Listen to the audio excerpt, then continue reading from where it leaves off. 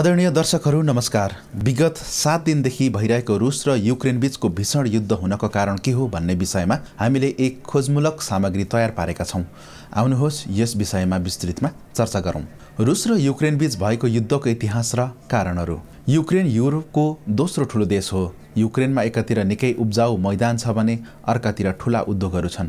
Ukraine र रुसको उदय इतिहास करिब उस्तै छ, तर युक्रेन पश्चिमी हिस्साको युरोपेली छिमेकी खास गरी पोल्यान्डसँग निकट छ।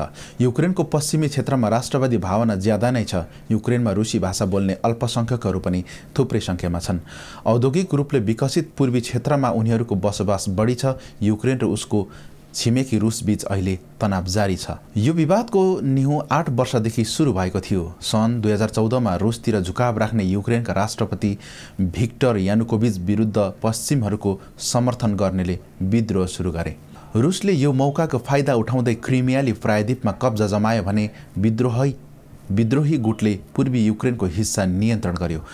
जनआन्दोलनका कारण राष्ट्रपति भिक्टरले पद छोड्नु परेको थियो, तर त्यति बेलासम्म रुसले क्रिमियालाई कब्जा गरी आफूमा विलय गराइसकेको थियो। किन सम्बन्धमा दरार आयो? सन् 1991 मा सोभियत सङ्घको विघटनपछि युक्रेन स्वतन्त्र भयो। त्यसपछि यसले पश्चिमी युरोपसित निकटता बढाउन खोज्यो, तर युक्रेनको यो प्रयासलाई रुसले आफ्ना लागि खतरा ठान्यो। त्यसैले युक्रेन पश्चिमा देश र रुसको खिचतानीमा फस्यो। रुसी साम्राज्यदेखि सोभियत सङ्घ र वर्तमान रुससँग युक्रेनी जनताले धेरै खाले उतार चढावको सामना गर्नु परेको इतिहास छ। दुई देशबीच अहिले देखिएको राजनैतिक विभाजनलाई बुझ्न युक्रेनको इतिहास निहाल्नुपर्ने हुन्छ।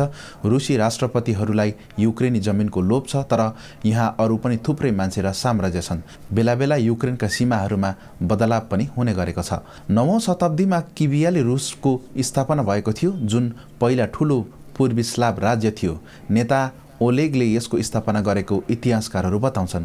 नेता ओलेग नोभगोरोदका शासक थिए। उनले पहिले किबलाई कब्जा गरे। नाइपर नदीको किनार रणनीतिक रूपले महत्त्वपूर्ण रहेकाले किबलाई नै रुसको राजधानी बनाएको थियो। 10औं शताब्दीमा रुसिक वंशको स्थापना भयो र राजकुमार युक्रेनी भाषामा प्रिन्स भोलोदिमर किबियाली रुसका स्वर्णिम युगका ध्वजवाहक बने। सन् 988 मा उनले अर्थोडक्स इसाई धर्म स्वीकार गरेर यसरी किबियाली रुसमा धर्मान्तरणको सुरुवात भयो। यहीँबाट पूर्वमा इसाई धर्म विस्तारको बाटो खुल्यो। 11औं शताब्दीमा किबलाई रुसको वैभव यारोस्लावको शासनकालमा उत्कर्षमा पुग्यो। यस क्रममा किब पूर्वी युरोपको अहम राजनीतिक र सांस्कृतिक केन्द्र बनेको थियो। 13औं शताब्दीको सुरुवातीमा रुस राज्यमा मंगोलहरूले गरेको आक्रमणमा केही सहरहरू ध्वस्त भए। सन् 1237 देखि 1240 को अवधिमा भएको आक्रमणले किबको शक्ति समाप्त पारिदियो। यसपछि मंगोल गोल्डन हार्टका वंशज तर्रारहरूले कालो सागरको उत्तरी सिरान नजिक आफ्नो साम्राज्य स्थापना गरे। सन् 1349 देखि 1430 का बीच पोल्यान्ड र पछि पोलिस लिथुएनियाली राष्ट्रमण्डलले बिस्तारै आजको युक्रेनको उत्तरी र पश्चिमी हिस्सालाई आफ्नो कब्जामा लिए। सन् 1441 मा क्रिमियाली खनैत गोल्डन हार्टबाट अलग भयो। उसले आजको दक्षिणी युक्रेनका अधिकांश हिस्सामा कब्जा जमाएको थियो। सन् 1596 मा पोल्यान्डले रोमसँग मिलेर ग्रीक क्याथोलिक वा संयुक्त चर्चको स्थापना गर्यो। यसले पश्चिमी युक्रेनमा प्रभाव जमायो। बाँकी युक्रेन अर्थोडक्स इसाई नै रह्यो। सन् 1648 देखि 1657 मा पोलिस शासन विरुद्ध खगाज विद्रोह भयो र हेतमन शासनको स्थापना भयो। यसलाई युक्रेनमा आधुनिक स्वतन्त्र देशको सुरुवात मानिन्छ। उता किब कमजोर भएकोले उत्तरमा मस्को सहितको रुसी बस्तीको शक्ति बढ्दै गयो। सन् 1654 मा पेरोस्लावमा सन्धिपछि हेतमन शासनलाई रुस माताहत रहने गरी बदल्ने प्रक्रियाको सुरुवात पनि भएको थियो। सन् 1668 मा रुस र पोल्यान्ड बीच शान्ति सम्झौता भएपछि उस्मानी साम्राज्यसँग 37 वर्षदेखि चलिरहेको युद्धको अन्त्य भयो। रुस र पोल्यान्डले हेतमान अर्थात् आजको युक्रेन बाँडेर लिए। सन् 1708 मा इभान स्टेपोनिज माजेपाले विद्रोह गरेर हेतमान शासन रहेको पूर्वी हिस्सालाई रुसबाट मुक्त गर्ने प्रयास गरे। रुसले उत्तर स्विडेन र पोल्यान्ड विरुद्धको लडाईँ गरिरहेको बेला यो सबै भएको थियो। 18औं शताब्दीमा पोल्यान्ड टुक्रियो। सन् 1772 देखि 1795 सम्म पूर्वी युक्रेनको अधिकांश हिस्सा पोल्यान्डबाट विभाजित गरी रुसी साम्राज्यमा मिसाइयो। सन् 1783 मा रुसले क्रिमियाली खनैतको माध्यमबाट दक्षिणी युक्रेन कब्जा गर्यो। 19औं शताब्दीमा राष्ट्रिय सांस्कृतिक पुनर्जागरुकतादेखि युक्रेनको साहित्य, शिक्षा र इतिहास शोधको विकास भयो। पोल्यान्ड विभाजनको क्रममा नियन्त्रणमा लिएको गलिसा युक्रेनको राजनीतिक एवं सांस्कृतिक गतिविधिको केन्द्रको रूपमा विकसित भयो, तर रुसले त्यो बेला आफ्ना सीमाभित्र युक्रेनी भाषा प्रयोगमा प्रतिबन्ध लगाइदियो। सोभियत शक्तिको उदय। रुसी साम्राज्यको पतन भएपछि सन् 1917मा किभमा केन्द्रीय राजा परिषदको स्थापना भयो। सन् 1918मा युक्रेनले स्वतन्त्रताको घोषणा गर्यो, तर केही प्रतिस्पर्धी सरकारले पुरै युक्रेन कब्जा गर्न खोजे।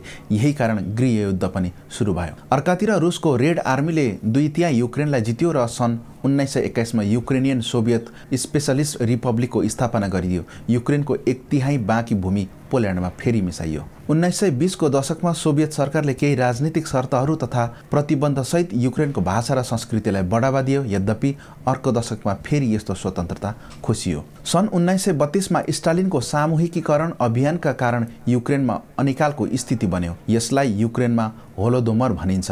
यो मानव सिर्जित अनिकालका कारण युक्रेनका लाखौं मानिसको मृत्यु समेत भएको थियो। सन् 1939मा सोभियत संघले नाजी सोभियत सन्धिको शर्त अन्तर्गत युक्रेनलाई पनि आफूमा विलय गर्यो। युक्रेन अब पोल्यान्डबाट सोभियत संघमा आयो। यद्यपि फेरि अवस्था बदलियो। सन् 1941मा नाजीहरूले युक्रेन कब्जा गरे। सन् 1944 सम्म यहाँ नाजीको बोलबाला रह्यो। त्यस अवधिमा युक्रेनले युद्धका कारण ठूलो नोक्सानी बिहोर्नु पर्यो। युक्रेनका 50 लाख भन्दा बढी मानिस नाजी जर्मनसँग लड्ने क्रममा मारिए। यहाँका 15 लाख यहुदीहरू मध्ये अधिकांशलाई नाजीहरूले मारिदिएका थिए। सन् 1944मा स्टालिनले 2 लाख क्रिमियाली तारतासलाई साइबेरिया र मध्य एसिया निर्वासित गरिदिए। उनीहरूमाथि नाजी जर्मनी सहित साँठगाँठ गरेको झुटो आरोप पनि लगाइयो।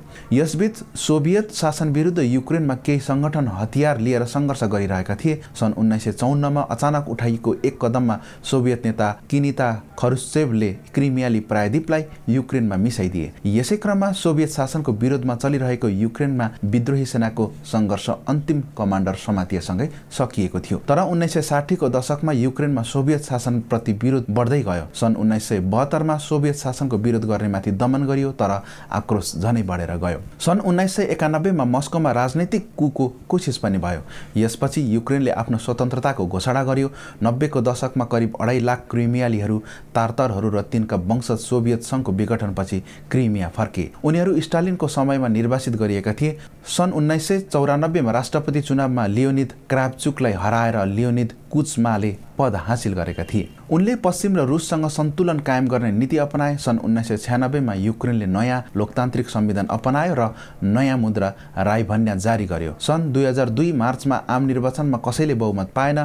पार्टीहरूले राष्ट्रपति कुचमाको विरोध गरे। उनीमाथि चुनावमा धाँधली गरेको पनि आरोप लगाइयो। सोही वर्षको मे महिनामा सरकारले नेटोमा संलग्न हुन आधिकारिक प्रक्रिया सुरु गर्ने घोषणा समेत गर्यो। सन् 2010 फेब्रुअरीमा भिक्टर यानुकोभिच राष्ट्रपति चुनावको दोस्रो चरणमा विजेता घोषित भए। यसै वर्ष जुनमा संसदले नेटोमा सहभागी हुने योजना विरुद्ध भोट गर्यो। सन् 2013 नोभेम्बरमा युक्रेनले युरोपेली संघसँग जोडिने निर्णयबाट पछि हट्ने तय गर्यो। यसको विरोधमा हजारौं मानिस सडकमा उत्रिए। रुसको दबावमा यसो गरिएको उनीहरूको तर्क थियो। सन् 2014 फेब्रुअरीमा सुरक्षा फौजले किभमा 77 प्रदर्शनकारीलाई मारिदियो। यसपछि राष्ट्रपति यानुकोभिच भागे र विपक्षी सत्तामा आयो।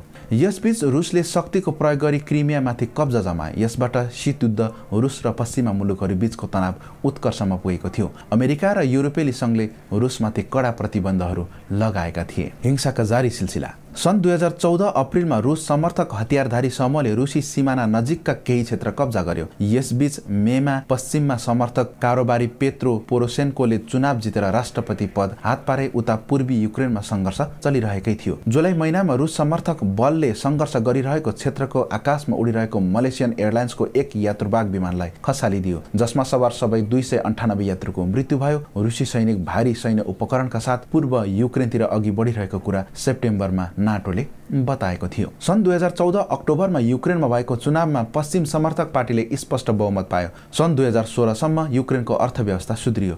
2017 जुलाईमा युरोपेली संघ एसोसिएसन सम्झौतामा हस्ताक्षर भयो र 1 सेप्टेम्बरदेखि युक्रेनले युरोपेली संघसँग सम्बन्ध पनि स्थापित गर्यो। यसपछि 2018 मेमा रुसी राष्ट्रपति भ्लादिमिर पुटिनले दक्षिणी रुसलाई क्रिमियासँग जोड्ने एक पुलको उद्घाटन गरे। युक्रेनले यो कदमलाई गैरकानुनी भन्यो। दुवै देशले कतिपय मुद्दामा आपसमा आरोप प्रत्यारोप गर्ने गरेका छन्। सन् 2018मा आबोज सागरमा जल सीमालाई लिएर यी दुई देशबीच विवाद समेत भएको थियो। रुसी सेनाले युक्रेनको नौकाओमा कब्जा गरेको थियो। यसपछि युक्रेनले आफ्नो सीमावर्ती क्षेत्रमा मार्शल ल लगाइदियो। यसरी 13औं शताब्दीपछि निरन्तर कुनै न कुनै कारणले निरन्तर द्वन्द्वको मारमा रहेको युक्रेनमा फेरि यही फेब्रुअरी 23 देखि रुसले निरन्तर युक्रेनमाथि आक्रमण गरिरहेको छ।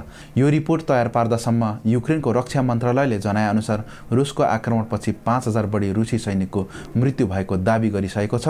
फेसबुकमा प्रकाशित विज्ञप्तिमा युक्रेनमा झण्डै 5300 सैनिकको ज्यान गएको तथा 191 वटा रुसी ट्याङ्क, 29 वटा लडाकु विमान, 29 वटा हेलिकप्टर र सैनिकहरू बोक्ने 816 वटा वाहन नष्ट गरिएको दावी गरेको छ। यस्तै रुसको आक्रमणबाट 70 भन्दा बढी युक्रेनी सैनिकको पनि मृत्यु भइसकेको छ।